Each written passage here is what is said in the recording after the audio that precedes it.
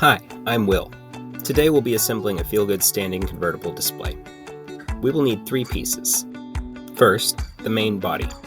Second, the rolling base. Last, the folding side piece. Begin by inserting the main body into the base. Next, insert the side piece into the base. You will need to line up the channel in the middle of the side piece with the side of the main piece.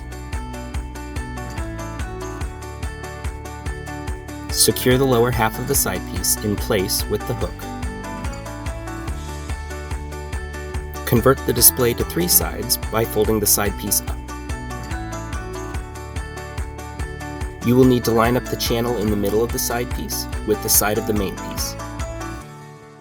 Secure the upper half of the side piece in place with the hook.